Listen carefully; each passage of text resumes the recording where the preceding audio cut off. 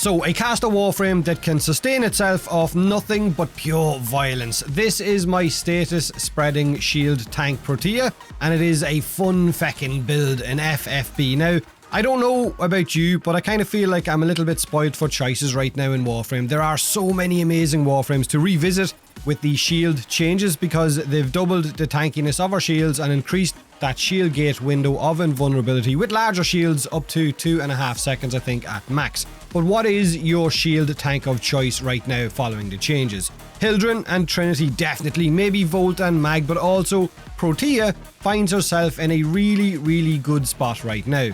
She is a super aggressive shield utility tank that clears rooms easily with a lot of self-sustain, and she is a favourite of mine. Now, she is a Warframe that has a never-ending supply of health orbs, energy orbs, ammo, deals a lot of heat damage with her turrets, and replenishes her shields by throwing down her satellite grenades, but also deals slash damage with her shrapnel grenades. But with my new setup now, she also strips enemy armor and deals viral and corrosive damage, has a free ability cast every 10 seconds or so thanks to Mystic Bond on my companion. She spreads status effects thanks to Manifold Bond on my companion, which also reduces companion ability cooldowns by 3 seconds whenever it gets a kill with an enemy that has 3 or more status effects, which this build will always have. They will always have more than 3 status effects. This means the companion precept abilities like Guardian are back off cooldown much quicker, which then regens 100% of my shield, so added survivability. On top of that, her shrapnel grenades seem to always trigger the armor strip of the Vicious Bond mod from Helios,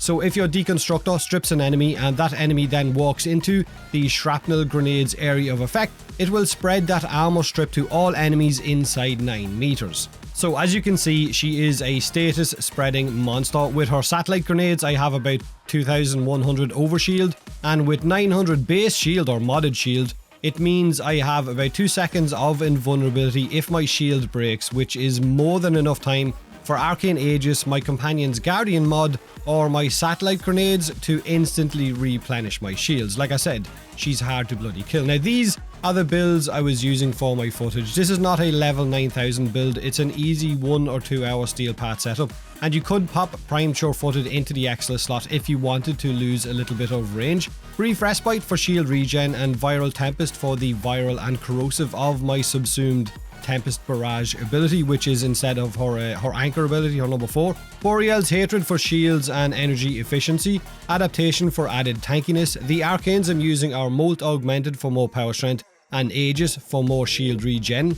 You could also pop in Rolling Guard if you wanted to, but honestly, this is the type of build where I feel like I just need more mod slots. Do you know what I mean? If we could just have maybe 20, 30 mod slots, that would be great. Now, this is my companion setup. Basically, Manifold Bond, Vicious Bond, and Mystic Bond, and then whatever you want to add after that. Survivability, the attack precept, Vacuum, Guardian, you get the idea. So, with this setup, my Protea deals heat damage with the turrets, viral and corrosive with Tempest Barrage, slash damage with shrapnel grenades. Her shields are always up thanks to her satellite grenades and her companion Guardian precept. Arcane Aegis will also help with that. Her dispensary ability is always dropping health and energy orbs, as well as the ammo. Her companion is always stripping armor, spreading status effects, and reducing the cooldown of their own abilities, but also giving you that free cast every 10 seconds or so with Mystic Bond. Now, this Sentinel setup is going to work with pretty much any Warframe, and it is great, but I have had comments on my companion video saying that Helios's armor strip might be due to a bug which increases your fire rate, which would explain why it's so effective, but we've had no confirmation from Pablo or anyone yet. I would assume that might hit this week.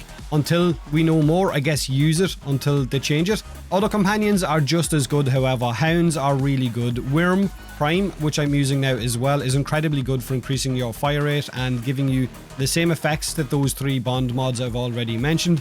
Death Cube Prime is really good as well. All in all, a lot of companions are in really good places right now as well, with the exception of maybe the Kubros and the Kavats, who still tend to go down a lot. So the Robotic Hounds and the Sentinels seem to be in the best place, whereas Kubros and Kavats maybe not so much. Kavats aren't too bad actually. But let me know what your favourite shield tank is right now in the comment section below. Have a great day either way, and as always, thanks for watching.